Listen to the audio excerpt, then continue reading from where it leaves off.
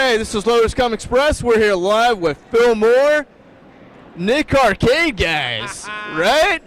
Nick Arcade, remote control. Let's get right down to it. How you doing today? I'm doing great. And look, I have to say I'm great. I cannot lie to the Joker. You know, I'm swell, Mr. J. You do that pretty well, man. That's awesome. So, being at the con that we're at, full of video games, around about, the people are amazing, the convention's amazing. How is the convention so far for you? Okay, for me, I haven't really had to work yet, so it's been a whole lot of fun. As a matter of fact, if it weren't for my face and everybody saying, hey, it's Phil, I would be just playing all day. I mean, I got here, started out talking to some of the vendors, I bought a few things, came over here to the OG game section here where they have, Sega Genesis and GameCubes and old Nintendo 64s, and I've been playing my butt off. Then I've been playing some of the actual arcade games. They have Frogger over there, the actual Boom Boom Boom Frogger, the arcade console. So I've been playing a lot of games, and just like when I ran into this guy, just walking around trying to figure out what trouble I can get into next. Very, very true, guys. Very, very true. Now, do you have a favorite video game of yours, or? Well, yeah, especially in this area.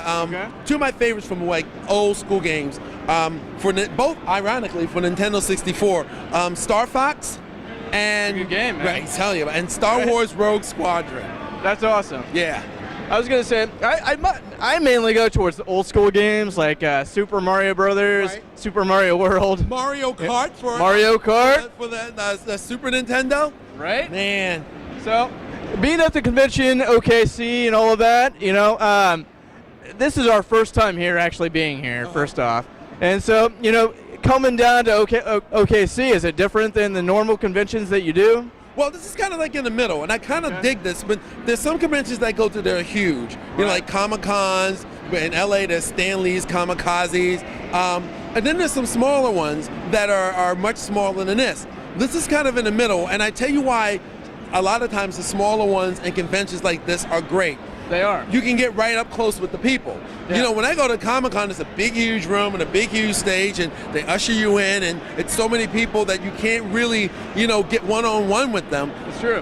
Here it's a really big crowd, but still it's intimate enough that, at the end of the day, we can take pictures, we can sign autographs, we can shake hands. Like I ran into you, I'm roaming around. You can't do that at Comic-Con. That's true. You can't really roam around at the San Diego Comic-Con. No, I would agree with you because I get stopped in this costume all the time. And we're doing press work all the time doing that too. So I mean, the Joker costume's amazing like that because you get literally stopped every 2 seconds. Well, everybody loves that Joker. But everybody loves Nick Arcade too, man. Dude, I am so glad and happy you're here because, you were the reason why we came down to this convention this weekend. Get out of town. Well, I mean, aside for the obvious nerddom, Gotta get your geek on. Because we're big in the geek, you know what I mean? Right. But aside for the obvious, you were the main reason why we actually wanted to come down here and talk to you and all of that, Well, I appreciate it. Look, what's exciting for me is it's 25 years later, and a little show that I did in a cow pasture in the middle of Florida has still resonated with people, and they're all grown up. That's the biggest thing that's crazy. It used to be back in the day when I would come to events, it would be like get down on one knee and go, how you doing, little Timmy? But now I can look at people right in the eye, and then some of these big burly guys pick you up and hug you and swing you around.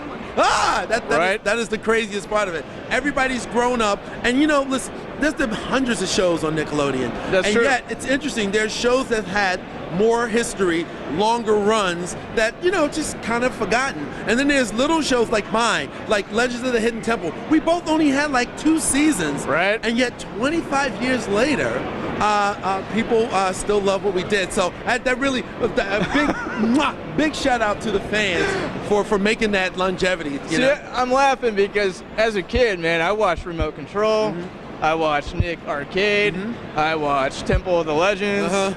I watched all of these shows, and you were the main dude. I mean, that's awesome. So for me, it's very, very surreal to actually get to talk to you in person and actually get a couple minutes of your time.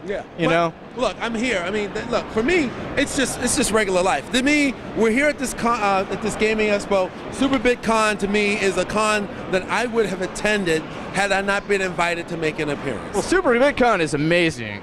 And now, I do actually have a couple of questions for you, which is, you know, being that you're in kind of the entertainment world and all of that stuff, you know, for the new people that are coming in, do you have any advice that you could maybe offer the new world of generation of filmmakers themselves? Yeah.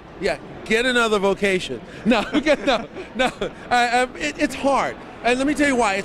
Listen, whatever you're going to do, I would say find your niche. Okay, find your thing.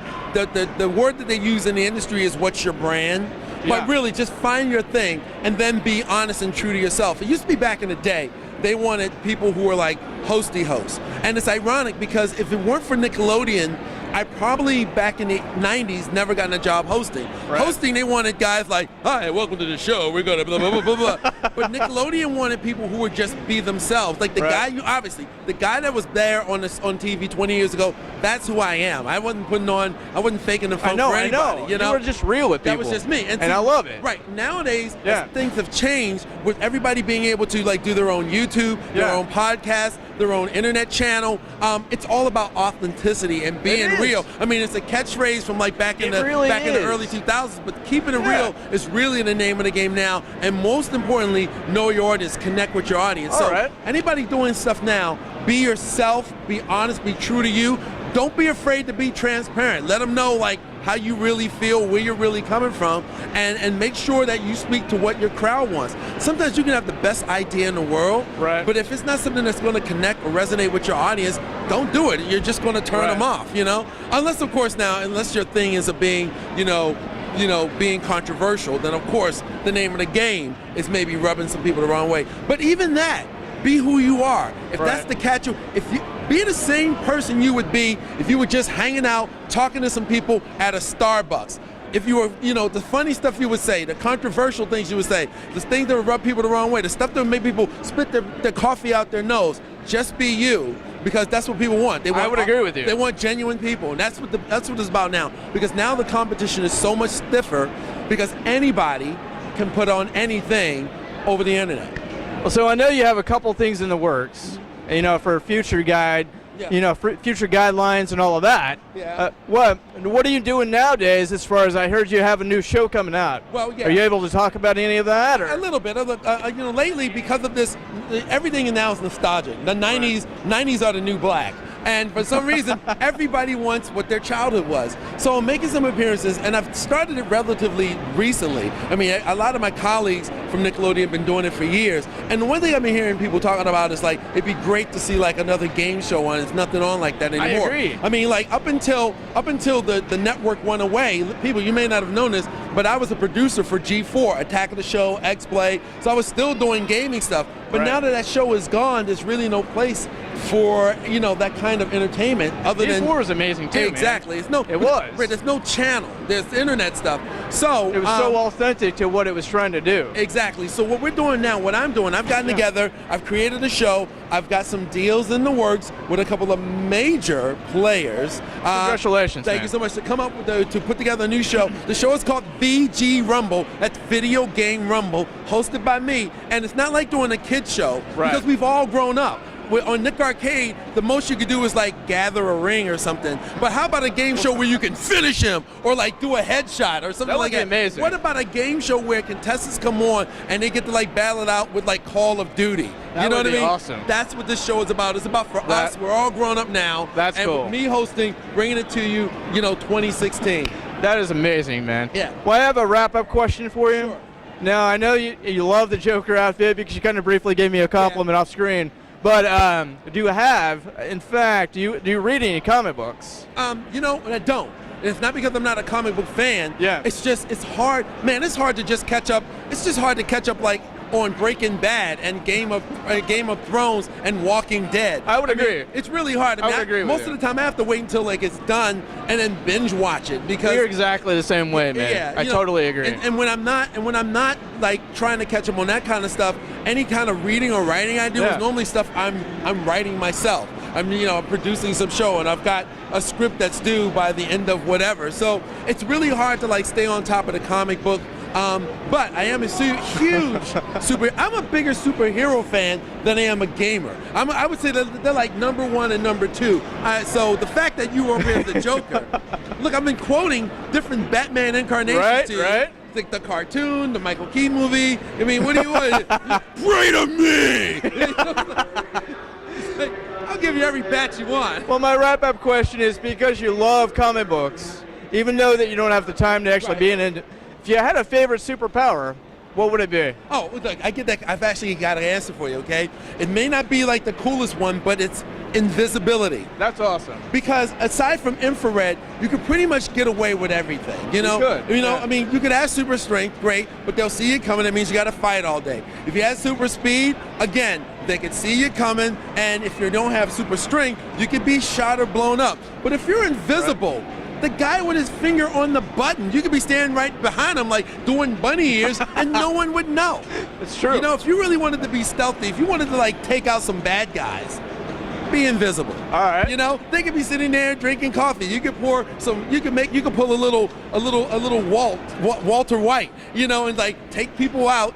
You know, Walter White style. They would never know. It's true. So it's not the best power. I mean, I would agree with you. It's kind of a Sue Storm thing, but you know what? Invisibility is the thing that I think I could be most versatile with. Well, so do you have a website that people can go to actually support what you're trying to do? Well, I mean, I have a couple links. I have a Twitter account that's Fillmore for you. That's at my name, PhilMoore, the number 4 and the letter U. That's my Twitter. And then I have a Facebook fan page. It's my name separated. It's PHIL and then MOORE. And it's my fan page. You know it's me because it's my face. And then my cover page is the Nick Arcade set. So you can't miss it. So that's what I've got right now. And I'll keep you posted on what's going on with VG Rumble. Today, a big thing today is we're going to be doing, for the first time in 20 years, Nick Arcade again, live on stage. That is amazing. When does that start? It starts about like 5 o'clock today. They've actually got some major computer guys to recreate the graphics. Mikey's going to be back. He's going to be moving around the board. We're going to be doing points, puzzles, pop quizzes, and prizes, video challenges. We're going to do the whole thing for you. And it's going to be amazing. First time in 20 years that I've had around a Nick Arcade. So that's going to be amazing. So I'm excited. Oh, one other thing too. It's kind of a thing. Last Sunday on Adult, and if you can stream it, find it on the internet. Robot Chicken, Seth Green's show, did an episode with me where I did my voice. I get to see myself as a claymation doll. That's awesome. It's pretty cool. Did you get to meet Seth Green? I got to meet. Listen, it's episode season 8, episode 12. Watch the whole thing. I'm doing a few voices in it, but there's one segment with Nick Arcade, and if anybody wondered whatever happened to Mikey, that's awesome. You got to check it out. So did you get to meet Seth Green and all that? Or? The dude was like so dope. He took me on, after we got done, he took me like just personally on a tour around the studio. He showed me the puppets they were making for Superhero Mansion, some of the other shows they have going on where they made the costumes. I got to see all the iconic puppets from the shows, and then he showed me where they were going to be making mine. Wow. So it was really cool, and he get like one-on-one. It wasn't like